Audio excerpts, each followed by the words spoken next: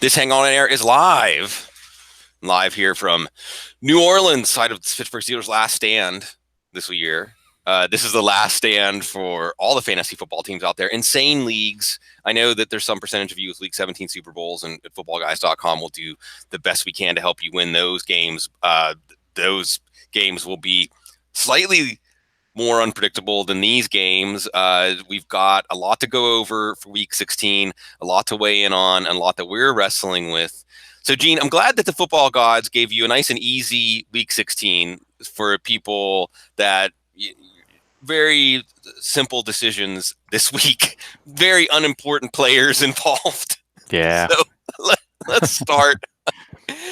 I really, every week I say I feel for you, because even more than us, you have to show some sense of guidance on some of these things where we don't have much guidance. And let's start with Todd Gurley. Yeah, I mean, I think this year's been different in that everything's been packed into these fantasy playoff weeks between week 14 and 16. Other than some Leonard Fournette issues, maybe a little bit Aaron Rodgers bobble and here and there, I think the league has been relatively healthy. It's just unfortunate for everybody that things came down to so many high-profile players and high-profile receivers in this last week. But yeah, I think Gurley is.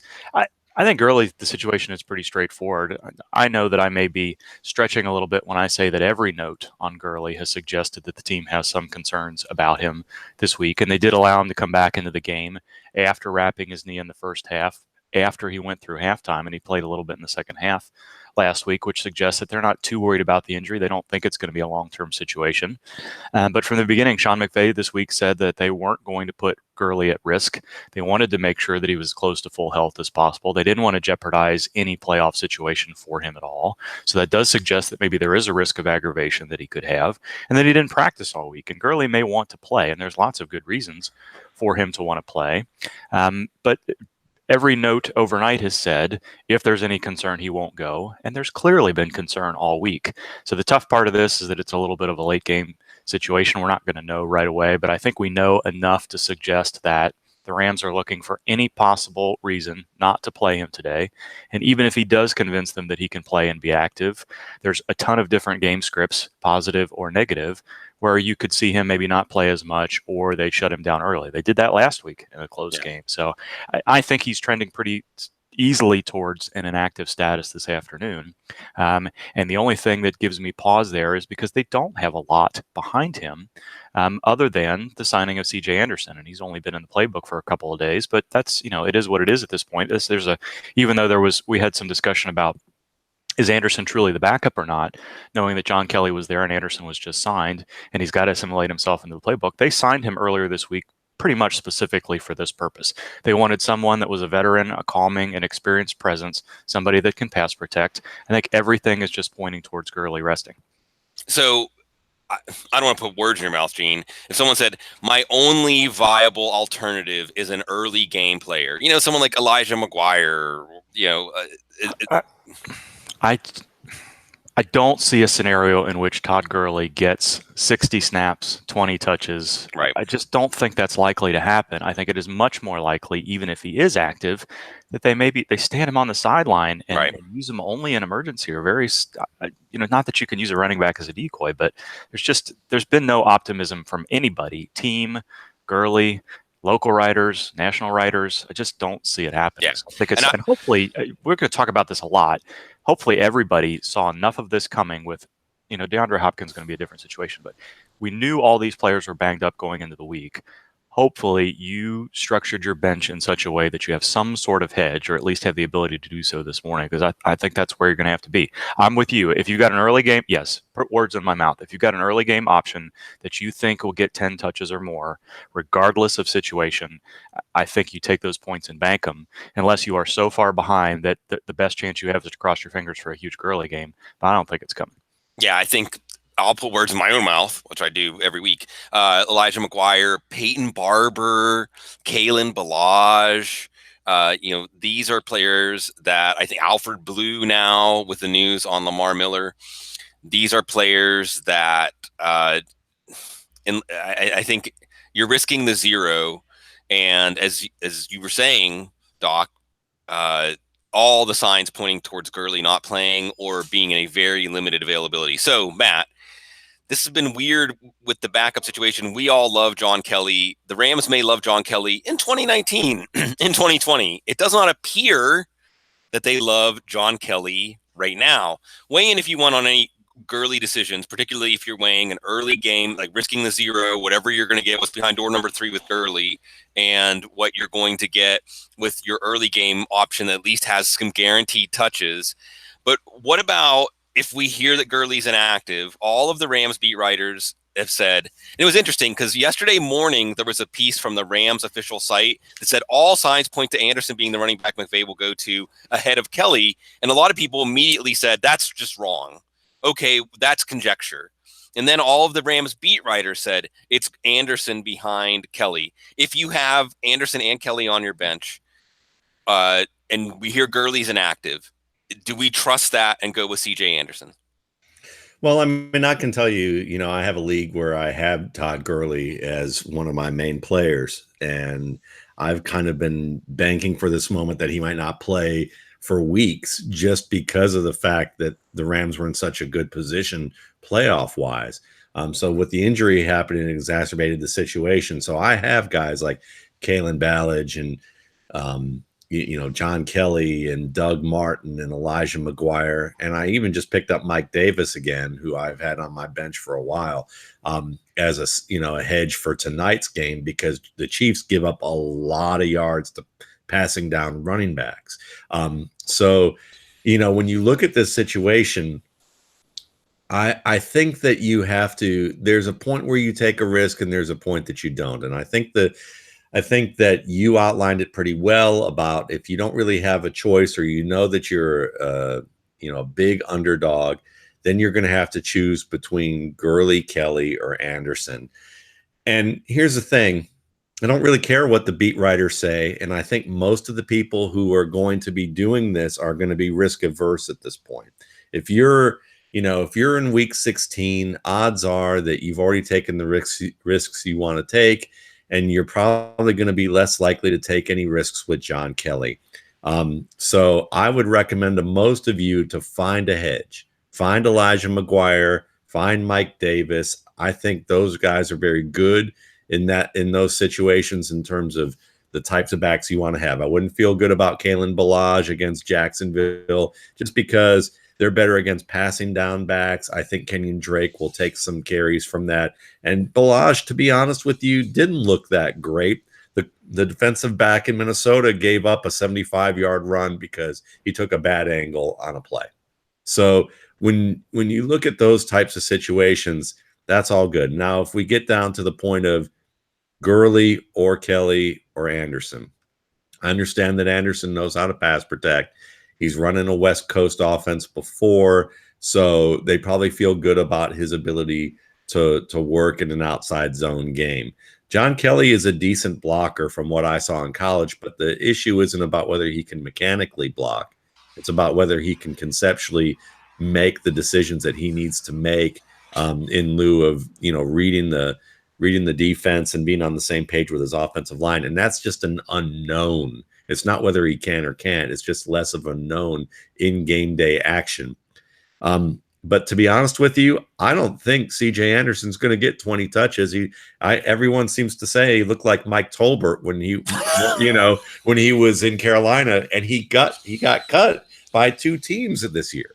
I mean, this is not a guy who, so when I hear they're expecting him to play, I don't believe it. Like, personally, if you're going to ask me for my gut feeling about it, I would go against every single beat writer right now who's saying that. And I'm going to tell you that John Kelly's going to play, and he's going to play a lot. And they signed him because Justin Davis is hurt, because they had one healthy back on the roster, not because they wanted him to get Todd Gurley's looks. Now, we know that, Svelte CJ Anderson could catch the ball for Denver and was a perfect fit for what they want to do. So I understand conceptually why that would work out well. But I think So is John Kelly. John Kelly's a hell of a receiver. So I think this is at least a split and a fairly even one because I think CJ Anderson's going to be sucking wind. Sorry, Cecil. Probably by the mid-second quarter in this game. So if the best advice I can give you is stay away from Rams. Just stay away. And then if you from the backfield. If you really need to take a chance, do you want to make the gutsy decision with the guy who has the biggest gut, or do you want to go with the guy nice. who actually who's been on the roster all year? I would, it's easy for me to say because I'm not playing any of them. Yeah. But if you have to, I would just go down in glory and try for John Kelly because I remember. I think last year I did a contest with Jadon Mickens. If you started him in your championship week, and he was a startable two player. Touchdowns, right? Yeah, he was a startable player last year, and I gave away prizes to people who actually did it. So I'll do this: if you win your championship with John Kelly, and he has at least an RB2 and week, and I'll say an RB2 week, I'll give it an arbitrary cutoff at 12 points. If he scores at least 12 points in a non or PPR league and you want to email me, I'll give you a past issue of the rookie scouting portfolio.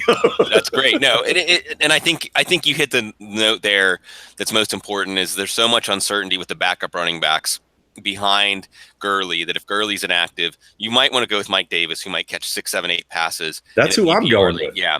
That's who I'm going with. Yeah. You might want to. And of course, let's finish up on this Rams Arizona game real quick, and then we'll go back to the doctor for some more burning Week 16 issues. Have we basically do we treat David Johnson as what he has been this year? Do we forget Bob Harris has divorced the name from the numbers? Do we just look at the numbers and treat David Johnson as a low running back 2 and on our bench, Matt, behind Jalen Samuels, behind Damian Williams, even maybe behind Elijah McGuire, because what you're going to get, even last week when he had that amazing first drive, he did nothing after that.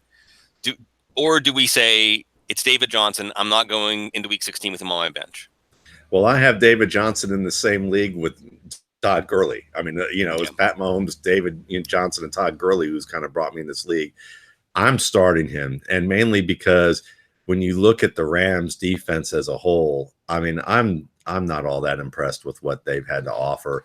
They got pushed around last week. They did get pushed around last week. And I think that while that was a horrific game for the Rams offensive line, I just think that the Rams defensive front, the Rams offensive line has been perpetually confused, and teams have figured them out. They figured out that you just ignore the jet sweep until Sean McVay and Mark Schofield broke this down very well this week at Football Guys, which is that when you ignore that jet sweep, that basically allows you to cross up the offensive line and get tons of pressure on Jared Goff.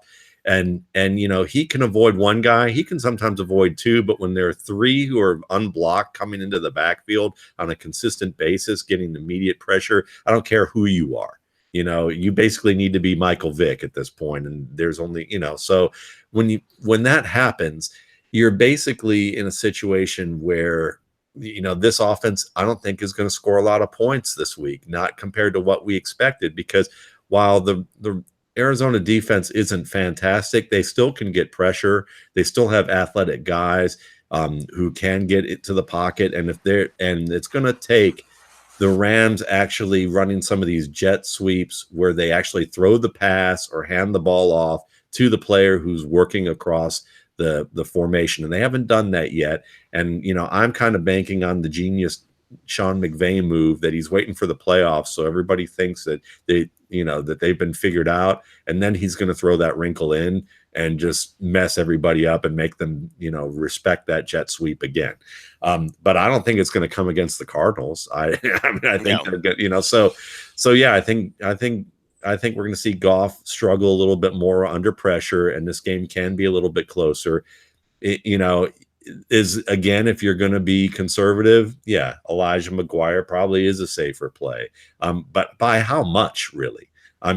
So to me, I'd rather go with the upside of Johnson, who they were at least willing to target in the passing game. And remember, the Rams linebackers stink when it comes to playing in the passing game. And last week against the Atlanta Falcons, whose linebackers are overrated in taking angles, they dropped too far, had some coverage breaks. There was a nice first down throw for about 12 to 15 yards. And then there was the wheel route that they ran that he gained 40 yards on in that first drive. And I think that they can do that against these Rams and do all right, because wheel routes aren't exactly ones where you have to wait for the pressure. You just lob the ball up a little bit and have some timing.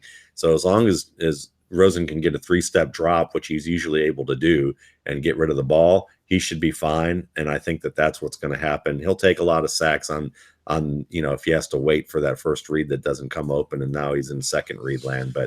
But Johnson himself, I would go for, even if the name brand doesn't match the points. Yeah, and I think you're right to lay out a story there where the game script keeps David Johnson relevant for the whole game, and then all of a sudden David Johnson becomes a more interesting play. And in that case, and then if the idea of, because of the running backs issues in the Rams, you see a bump for Goff, or you see a bump for more targets, more pass offense, maybe not. And I know a lot of people have some tough Goff decisions. Really quick on that note, Gene, and we are coming back to you.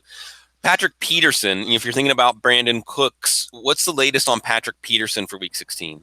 I think he's got every intention of playing. That's the expectation. And, barring something unexpected happening, it was an illness. There's not been any concern that he's not been able to play. So should be good. Okay. Next one, Gene. And I suppose the long dramatic pause to your interjections is fitting for Week 16 and fitting for the caliber of names we're talking about. Next one, DeAndre Hopkins. And DeAndre Hopkins said last week after the game, even 1 foot or not, I still got 2 hands. He still got 2 hands. Does he have a good enough ankle to play today? I think the answer is probably yes. I don't know that we'd really even be discussing that all this much were it not for Ian Rappaport tweeting last night that Hopkins was going to have to, quote unquote, convince the Texans medical staff that he was able to play. Everything prior to that didn't suggest too much concern. Everything since then, there's been a note from Adam Schefter, there's been a note from James Palmer that says that would be a surprise if he didn't play. Now, that doesn't tell us how significant the ankle injury is. He was able to do his usual limited practice reps that he always does. The difference this week was that he was listed questionable, which often doesn't happen with Hopkins, and it's not the usual foot that he's listed with on the injury report. So my feeling is that he's going to play. We've seen him play from any number of things that he gets listed on the injury report on. Sometimes he's listed questionable, sometimes he's not. So there's a little bit more concern today, but I haven't heard anything. And barring something unexpected during pregame warmups that we get a note that maybe he's more limited than expected, or the Texans game planned with this in mind, or something like that, we'll see. But they didn't really make any changes to their roster. Lamar Miller didn't travel with the team. Kiki Kuti didn't travel with the team. They didn't really add anybody else to the roster at the skill positions that would make you more concerned. It may end up being mostly a Deshaun Watson show today, but Hopkins has played through these injuries significantly well in the past. And in contrast to Gurley, if Hopkins is active, then I wouldn't have any concern at all. And there's no reason to think that he's not going to be active. So, Matt, with this Hopkins news in mind, and a really interesting matchup with Philadelphia now punching their way out of the corner and maybe trying to rekindle some of that late 2017, 2018 magic. Do we like Demaryius Thomas a little better in this game with the knowledge that DeAndre Hopkins might not be his usual self? I mean, a little bit, but not enough that's going to tip the balance for me for any type of league. A player that I do find a little more interesting now is DeAndre Carter, mainly because he fits perfectly in what they want to do in that offense with Kiki Kuti. And it was really a terrific pickup. And who's played the Philadelphia secondary more than anybody on that Texans team than former Eagle DeAndre Carter.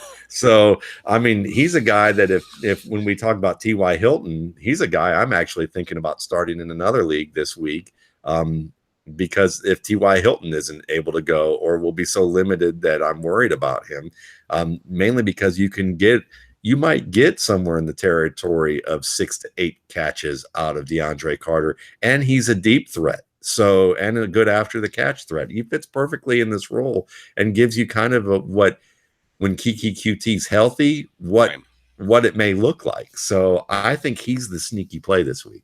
When Kiki QT's healthy, the new when pigs fly. So DeAndre Carter, by the way, Sacramento State, right? Massive small school production, and none other than Steve Smith himself compared him to a young Randall Cobb. So it doesn't surprise me that he would catch your eye. On the Philly side, Matt, do we trust Nick Foles as a quarterback 2 super flex based on what we saw last week, based on the matchup? They did score 3 offensive touchdowns and 3 field goals. 3 of those touchdowns were on the ground, 0 through the air, but Houston usually gives it up through the air. The Alshon Jeffrey to Nick Foles connection, I've got Jeffrey in my top 10. I don't see any reason that's going to cool down. We have questions about Zach Ertz now. Zach Ertz, with the Z's, the Wentz Ertz. Not so much there. This is Foles with an S, not a Z. So what's our outlook for this reborn Eagles offense? Yeah, it's going to be kind of confusing because if, the rational stuff, if I were going to tell you from based on just watching the players, I would say, why aren't you targeting Dallas Goedert a little more? Why don't you just go with a lineup of Josh Adams in certain situations and Darren Sproles in more situations, and just kind of go for trying to win as opposed to whatever the contracts say, and go from there. And I'd say that's probably the thing. But yeah, Jeffrey's no question. The thing is, it's what makes Foles kind of nice for a sneaky play like Goddard, or even if Ertz, if they go with Ertz here. But I think Goddard's the better play on these types of throws that Foles likes to make. Foles is a little more daring. He's willing to throw the ball up and let his athletes win it. As I was talking about it on Thursday night's Audible with Cecil, is that when Foles came into Kansas City last year, when Alex Smith got hurt against Indianapolis, he actually made Travis Kelce look like what we see from Travis Kelce now with Patrick Mahomes. It was like, oh, wait a minute. Oh, yeah, this is an elite athlete who can rebound the football. We haven't seen that in years, from Kelce since he was at the University of Cincinnati. Because why? Alex Smith is an accountant who's a little, risk conservative. Kind of accountants do it by the book. They do it by the book. Well, some do. So, he's not an Enron accountant. So, But yeah, I mean, it's one of those deals where I think that I've been kind of weighing Goddard too. Like, hopefully we talk about Austin Hooper and how healthy he is, but Goddard's certainly a guy that might be another sneaky play. I'm trying to outline guys that are kind of risky this week, if you haven't noticed, but might be worth a pick. And I hope that you don't have to make all those choices for your lineups this week. No, but it wouldn't surprise me. And I want to say as an aside that week 16, so it's really, I know some people say, why does fantasy football have to mirror the NFL? And it doesn't in a lot of ways, but I like when it does. And one of the ways that it does, and I've brought this up on the couch a few times and on the show a few times recently, is getting to the playoffs is about skill and about knowledge, but surviving the playoffs and hoisting the trophy can be about luck. It can be about endurance. And that mirrors the NFL. Endurance, Gene, T.Y. Hilton has been enduring any number of injuries. This week, his practice participation actually made it look more optimistic. This morning's note, not quite as optimistic. I still feel like if he's active, you play him. Do you want to dispel that notion and give us an idea of what we're going to hear in about an hour? No, I'm not going to dispel that notion. Firstly, Hopkins is playing. James Palmer just followed up his earlier morning report with a pregame video that looked pretty good. And while it's kind of scary to rely on pregame video only because it's not full strength, he didn't look concerned about cutting on either foot or jumping and landing. That's pretty reassuring. And he told Palmer that he was going to play, gave him the thumbs up. Since that tweet, Ian Rappaport has even walked back his overnight report, calling him a gamer and that he's going to play. So let's just ignore what Rappaport said overnight, work under the assumption that Hopkins is going to play as he usually does. Maybe there is a risk of in-game aggravation, but the upside that he usually has is still there. Have no qualms about having him in lineups today. Hilton is interesting. After him saying that, he made his ankle mad after the game, and he told one of the reporters that he felt he was only 70% last week. Well, he got his usual targets. He was as effective as he generally can be. No, he didn't put up 200 yards and 2 touchdowns, but the number of catches and the number of targets he got was nice and reassuring. And yes, the fact that he was able to do something on Friday strongly suggests that he's going to play. Again, always a risk of aggravation in these situations, always a risk that something may happen game plan wise where the opposing team recognizes that there's an issue and they force him into routes that make him uncomfortable. But Hilton has proven in each of the past 3 weeks that he doesn't need to practice to be effective. He doesn't need to practice to be an important part of the game plan. And if he's on the field, Andrew Luck has no issue looking at him. So I don't have too much worry with Hilton either. Both of those guys, Hilton and Hopkins, and we're going to talk about Smith-Schuster, all of these guys have some risk today, but it looks like all of them are going to have their usual upside as well. So, Matt, in this Indy Giants game, do we look at Marlon Mack, the player we saw last week, the player we saw in mid-season that looked like he could be a week winner for you, or do we look at the whole picture and consider him more of a boom-bust play against the snacksless Giants? Oh, you play him this week because of Quentin Nelson and Ryan Kelly. Basically, those are the guys that you want to look at in the Colts run game, because they made Dallas look like what we thought Dallas's defense was at the beginning of the year, as opposed to how they were surging towards year's end. These guys can basically make every block. They can get downfield and create huge creases for you. And Marlon Mack just basically he's looking like Tevin Coleman when Atlanta had 2 starting guards, so you go with him and you feel good about it. And to add to Gene's point about Hilton, the nice thing about the Colts offense is that they are fairly multiple in how they look, and they like to bring a guy like Zach Ertz out wide. They like to have, Mack or Hines, be able to be split out too. And that allows them to keep a guy like Hilton in the slot where he doesn't get pinned against the sideline and have to use more of that athletic ability. And my buddies approve over in New Orleans. Yeah, lots of crows. We were at the Audubon Park yesterday, and lots of your ilk. So lots of these big names, one after another. Gene, Julio Jones. Since we brought up Tevin Coleman, we'll drill down a little bit on this Atlanta Carolina game first. Julio Jones, it was interesting because he left with that rib injury, finished out the game, and it felt like the fantasy football community wasn't paying a lot of attention to this. But as we got later into the week, it seemed more uncertain. And D. Orlando Ledbetter, who he's like the presiding beat writer, he speaks in riddles and cryptic puzzles. He said that player who won't be named or something like that, he should be on your bench in fantasy leagues. I don't know how much to put into that. I know I put a lot into what you say. What do you say this morning about Julio? I don't know what to think about Ledbetter. That really felt like maybe he did know something earlier this week. He posted that out thinking he was being clever, didn't realize what the reaction was going to be, and somebody immediately told him, hey, shut up. Yeah.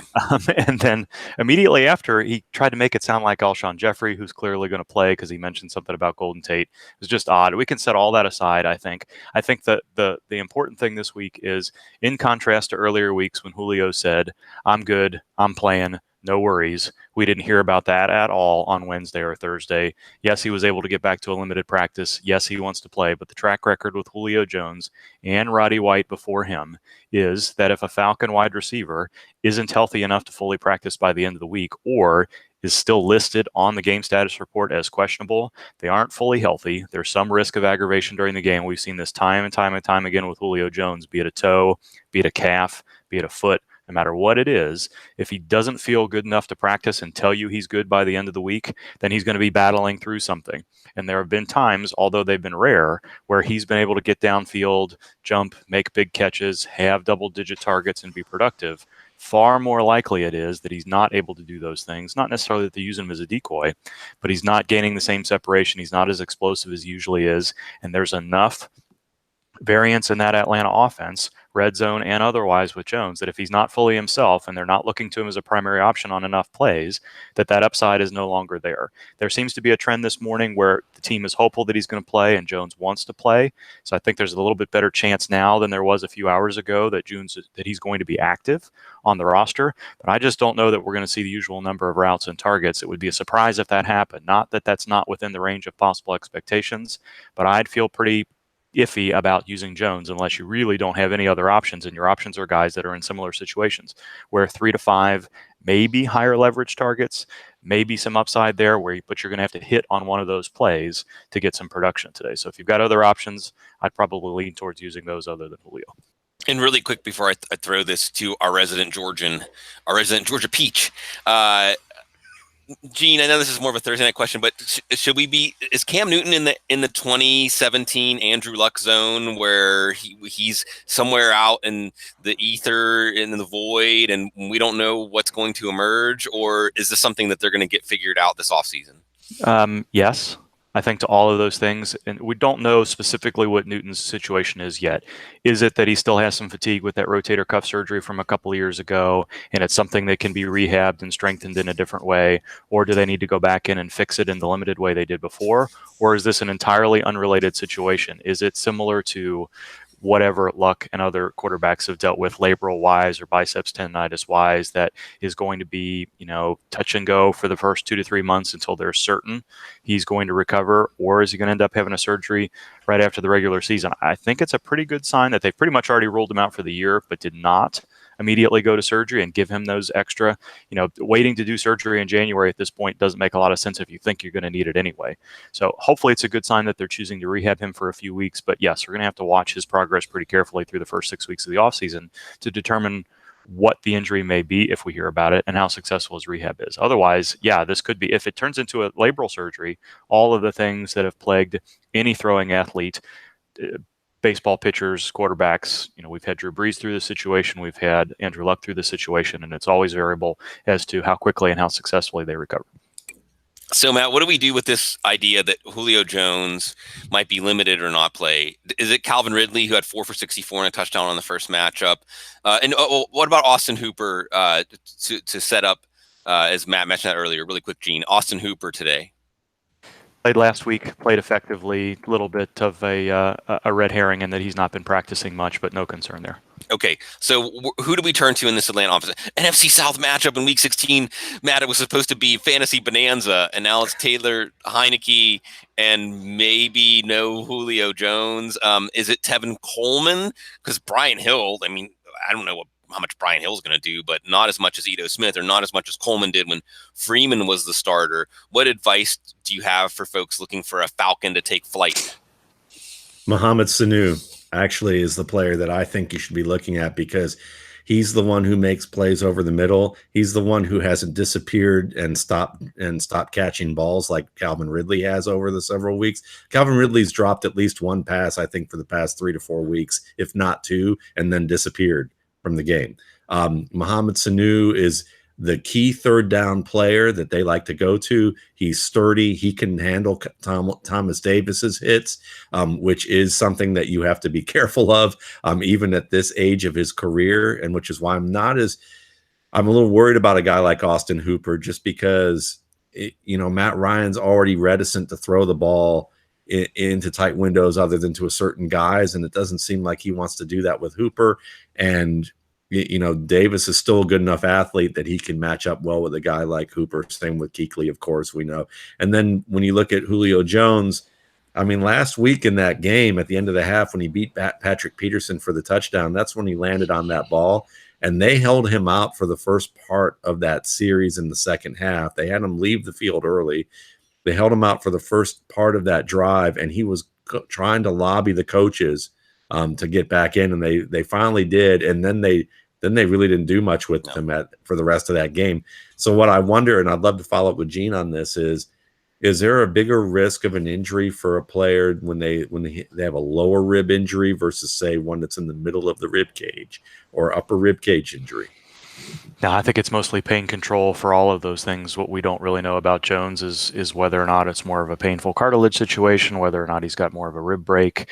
And it's not just the rib that he's listed with. There are some other things going on too. So it's just too much uncertainty to know, where he is and how likely he is to be aggravated. It sounds like a little bit more than inject and pad and hope for the best, even though that may be what they elect to do here shortly. Yeah, so Julio Jones is kind of like that airplane that probably everything's fine, but you see the duct tape inside the cabin, and it's like rickety, and you're flying over the Colorado the Rocky Mountains, and it's kind of, you got all that turbulence going on. But I would just say that if you need to start him, you might as well. They're probably going to get him some easy passes early on some slants and see how he feels with work like that.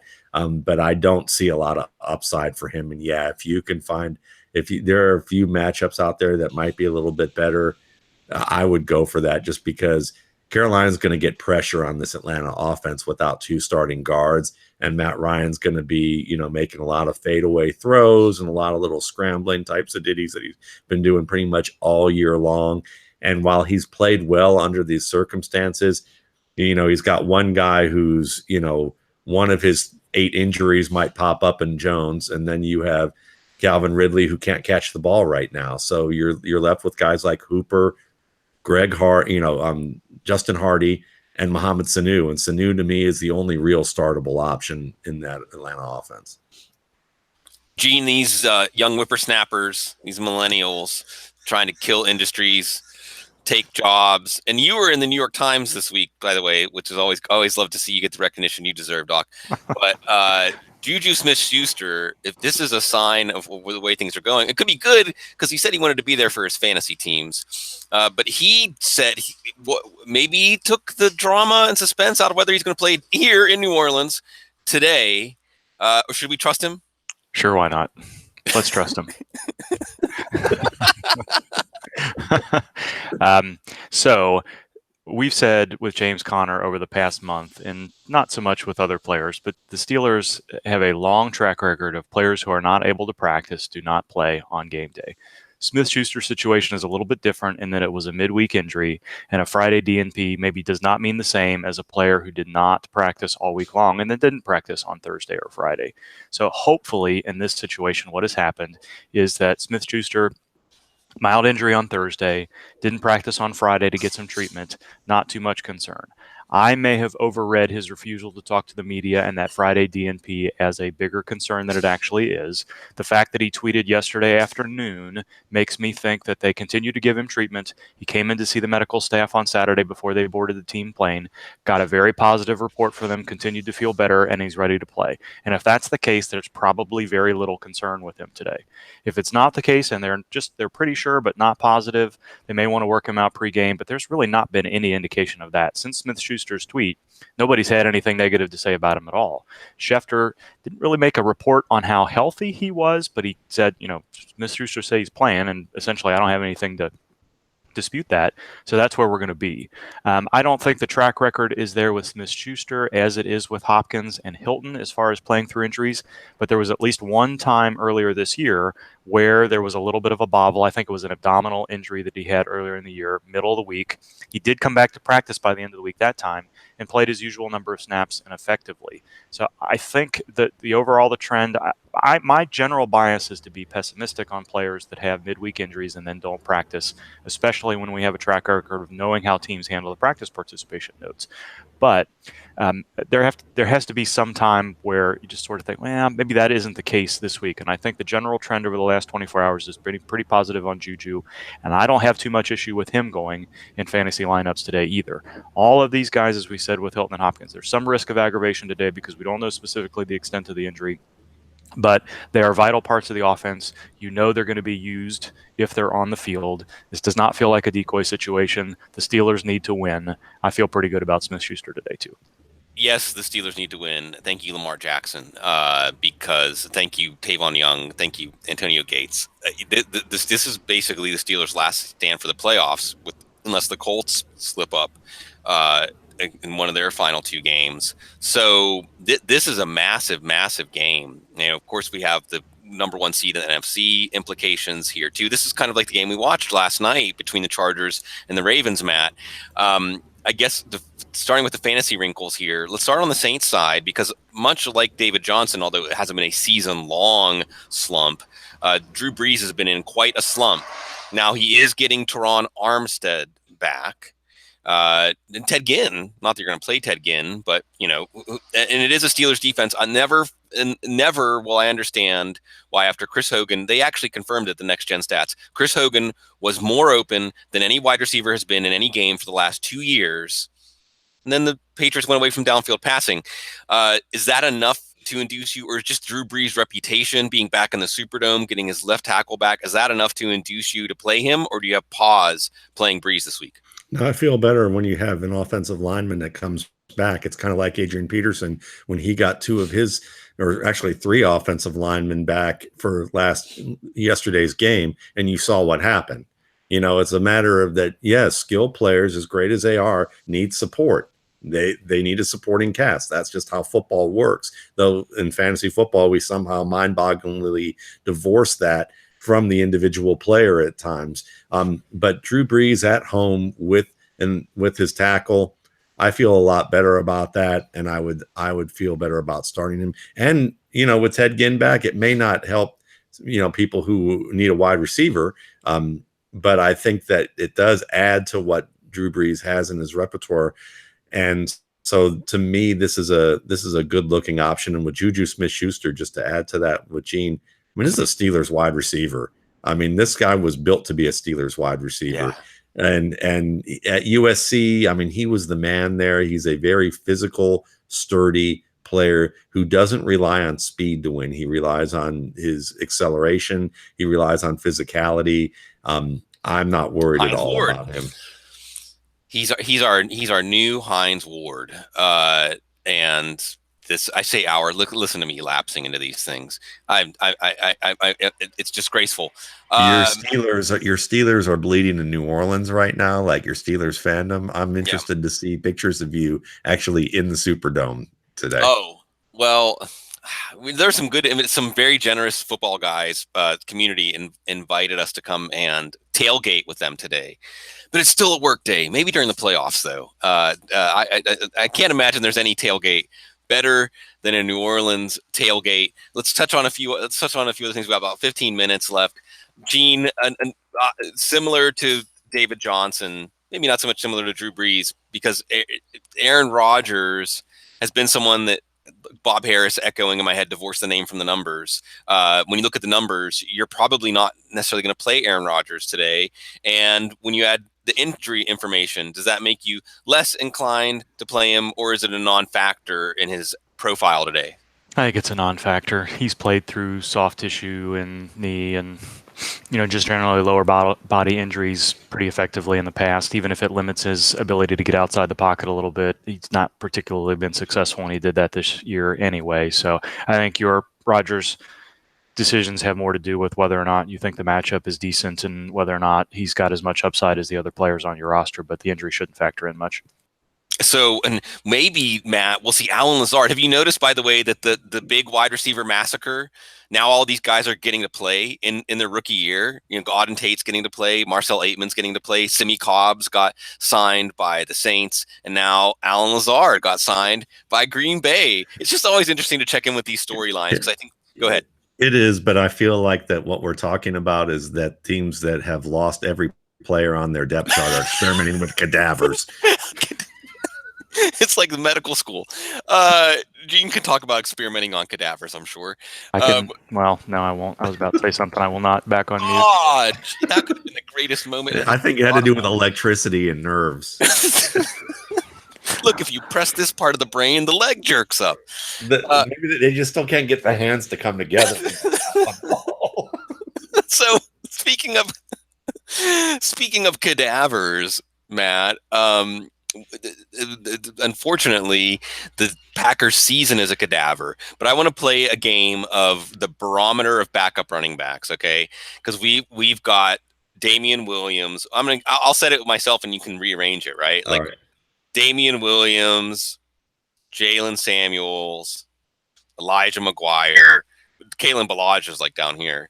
I would put Jamal Williams, your guy, RSP alum, RSP cast alum, or not the cast, but the what was he on officially, a Film Room episode with you, right? Yep. Yeah, RSP Film Room alum, Jamal Williams. Where does he fit into the backup running back barometer, as most of us are turning to backup running backs in our championship lineup?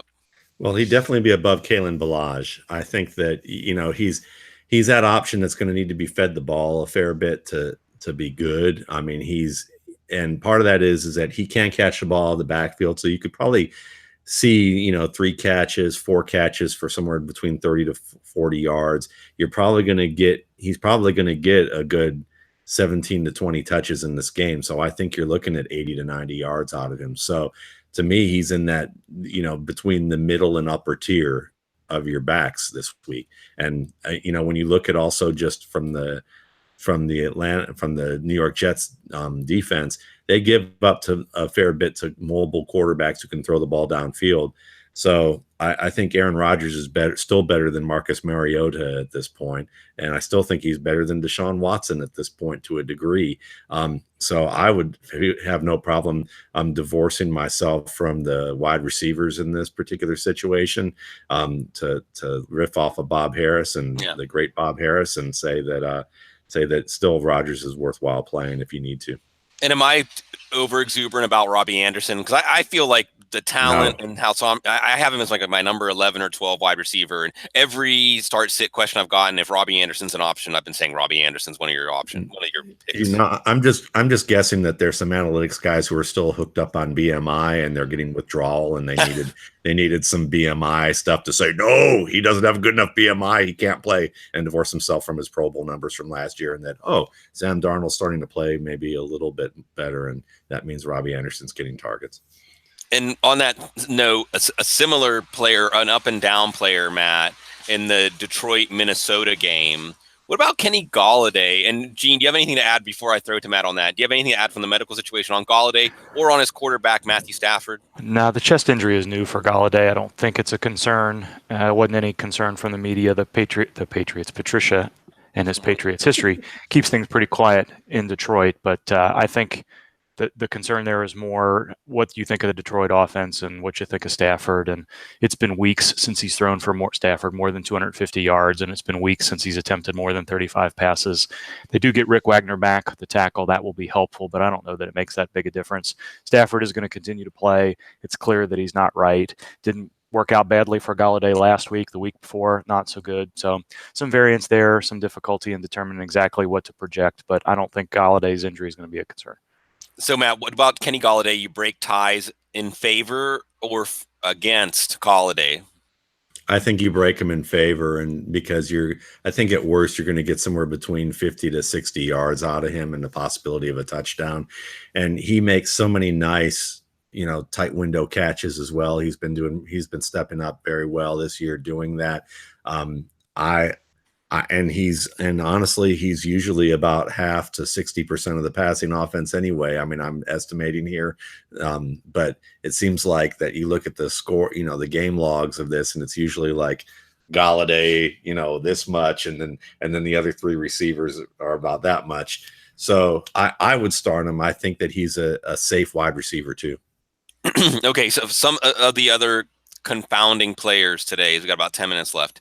Matt, what do we do with Leonard Fournette? David Williams, the Jags want to take a look at David Williams. This morning, there's some expectations they will keep Doug Marrone. By the way, Darrell Bevell is being thrown out now as an Atlanta offensive coordinator candidate. That's more of a Thursday night thing. But what about Leonard Fournette? I'm finding myself pushing people away from playing Leonard Fournette today at Miami, despite the matchup, despite the fact that, I think there's no health issues to worry about with Fournette. There's team rational usage or forecasting where this Jacksonville organization is right now after what happened last week when they basically sat him down in the second half. Well, I mean, I think that, we can laugh about the David Williams thing and say, why do they want to use a guy that, take a look at a guy like this? But let's remember, it's not like there's playoff chances on the line for the Jaguars. This is an organization that's like, we need to assess players. Do we want to keep them on our roster or not? This is a good time to be able to do that. So I think it's right to steer people away from Leonard Fournette, because he's like he's week to week that I think I'm a little biased now, because ever since I heard Gene talk about him in the summer, even though Gene's like gone back to say, look, he's fine. You want to start him here. You want to use him where you can. But from a long-term aspect, I look at him and go, he's like aged Julio Jones at this point. Like he's that plane that's all duct taped together. That's kind of how I feel about him. And he doesn't look the same, to be honest with you. He doesn't look like the same back he was even last year. Just the way that he runs the ball, he looks a little slower. I don't think that he looks quite as nimble as he did to begin the year. So I would stay away from him. All right. To wind it up, we can bring it full circle here and get back to the personal level. Gene, out of all of your teams that made the playoffs, are you in any championships today? No. Oh, okay. Yeah, my teams were beat up, and I generally structure my teams intentionally and unintentionally. I don't really care about the bench all that much. I'm looking for as much upside as possible, and sometimes that variance goes well, and sometimes it doesn't. Yeah, and I'm sorry that we didn't get to meet in. There's a couple of leagues we had chances to meet in the championships, and my team somehow scraped by. And so I went on a stat correction in Red Eye Masters. I don't know if you saw that, Gene. I got the Thursday night recount. I'm now the governor, or at least in the runoff for governor of Red Eye Masters. So, and the second year in a row that happened, by the way, a great John Norton, Bob Henry, Red Eye Sports. If you know Red Eye Sports, Red Eye Masters, then you're definitely a football guy. Matt, you've been talking about your finals. Any players that you're struggling with as we get close to game time? Oh yeah, I mean, I'm in this Dirty Dozen experts league. That's an old timey league from like the '90s, and you know and I'm in the championship with this one. And while I've got guys like Mahomes and I had Gurley and Johnson in this league, my wide receivers consist of guys like, should I start Robert Foster, Chris Godwin, and Dante Pettis, or should I somehow shoehorn Tim Patrick into the lineup?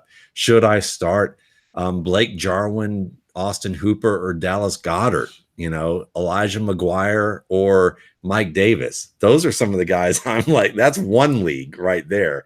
And then another one that I'm kind of looking at, I'm in a league we all used to be in, which was the Hot Route League. I finally rebuilt that team, and the guy I invited in, our buddy Steve, he and I face off in that league. And I'm looking at guys of, should I start Peyton Barber or Duke Johnson today? Should I start T.Y. Hilton or DeAndre Carter? Or should I start Vontaze Burfict, or should I stick with something safe like Nicholas Morrow? Well, again, this I think is showing everybody out there that, and this is why when I do actually win a fantasy football championship, I like to look back at every player in my starting lineup and see exactly how I got them. And oftentimes it's the player you pick up a week or two before the championship, or a player that you hadn't played for months that was just sitting on your bench. And it definitely test your endurance, test your will. It did trigger a couple of more things for me to toss to Dr. Gene and to touch on some other players that have been coming up in questions. Gene, Matt Breida actually isn't on the injury report this week. I know it's a tough matchup against Chicago. Do we trust that after, I think at the end of the game, around the end of the game last week, he apparently, the report was that he aggravated his ankle injury, but that doesn't seem to be consistent with not being on the injury report. He aggravates his injury every week, I think. I think that week off did him some good, but he played the highest percentage of snaps that he did all season last week. I don't know if that says more about Jeff Wilson than it does Matt Breida or not, but that's a pretty reassuring sign.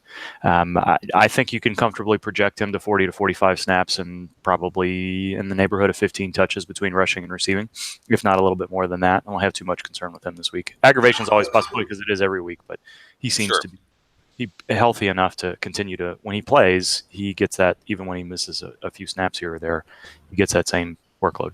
Fantastic game tonight between Kansas City and Seattle. And again, Spencer Ware out, Damian Williams. Oh, by the way, Matt, you didn't weigh on this. Do you agree that Damian Williams is the class of the backup running backs this week, or do you think it's not clear? I think he's probably, I think he's the class of the backup guys for sure. Does he look better to you now than he did in Miami? Does he look like rejuvenated?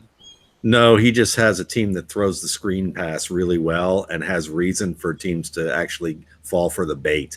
And he's a terrific screen receiver. And he showed that with Miami in spurts. Like there was a couple of Monday night and Sunday night games I remember where he played 2 to 3 years ago where he had some nice looks that way.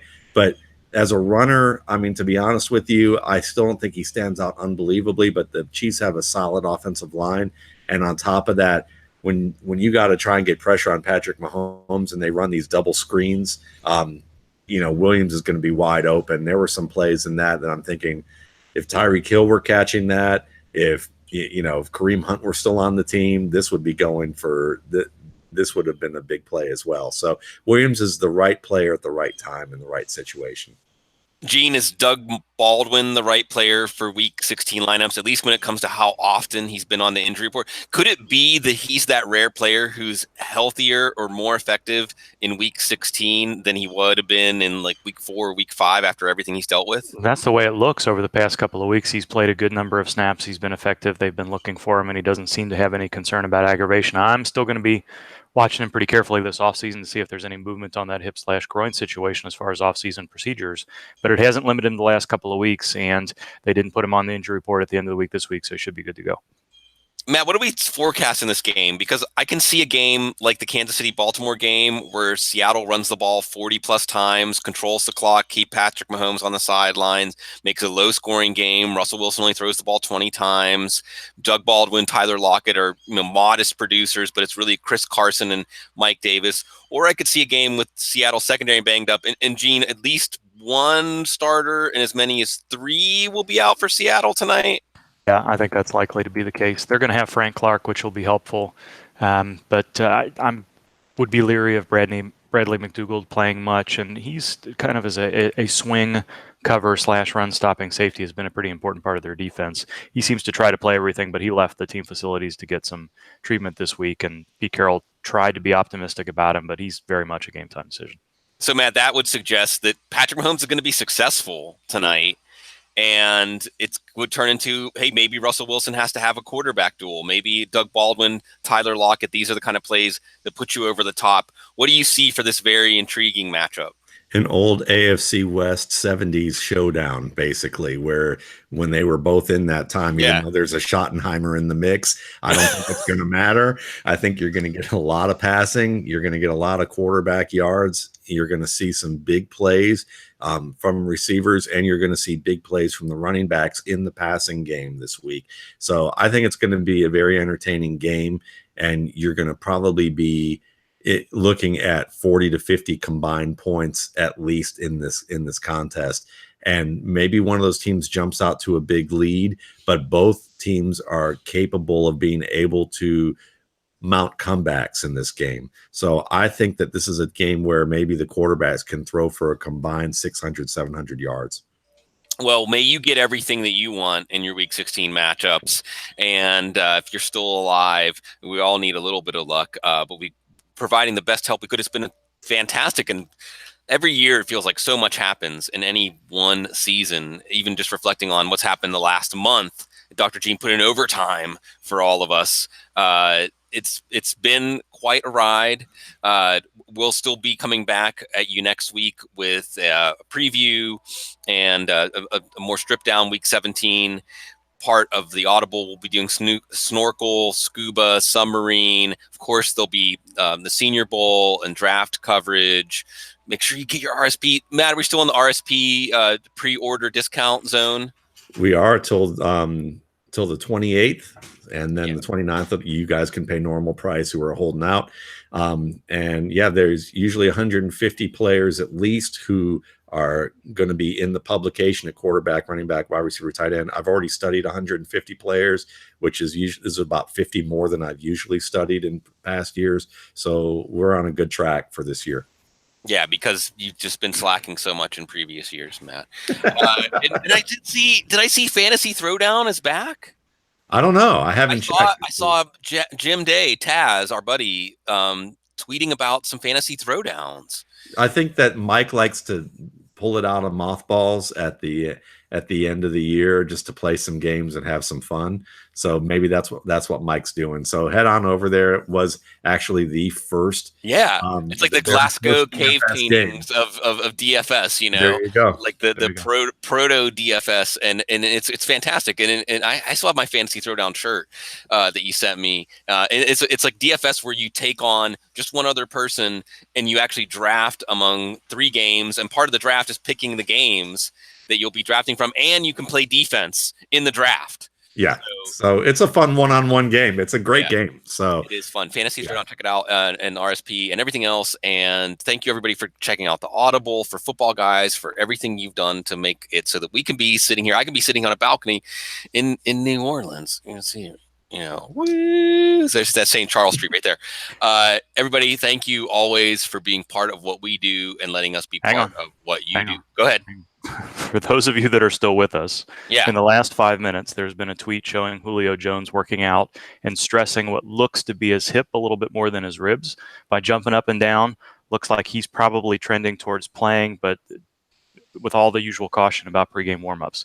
Adam Schefter just tweeted that unless Gurley has a setback in pregame warmups, the team plans for him to play. I think he's felt better as the week has progressed. So I'm still pretty nervous about the situation. The game script could go in any number of different directions, but we got the Hopkins situation, I think, easily behind us. The Gurley situation just got a ton more cloudy. So I'll probably be commenting on Twitter a little bit more. We'll see how this made plans, but I still think I feel pretty comfortable about what we said at the beginning of the show on Gurley. But if you're there in a spot where, I guess my first instinct here would be if you need some upside and you are deciding between one of those much, much lesser players, maybe this swings the pendulum back towards Gurley. I would trust Schefter more than anybody else I would trust in this situation. So definitely a trend towards him being active rather than inactive, but it doesn't mean you're getting 20 carries out of him. Yeah, and look, I said this because I was moving midweek, so I had to skip some of my week 16 regular radio spots, and it's like the final lesson that this is where you've learned hopefully a lot about not just our outcomes in these questions, but the process that leads to them, and you can take that plus all of your experience and make that final step, and hopefully it works out.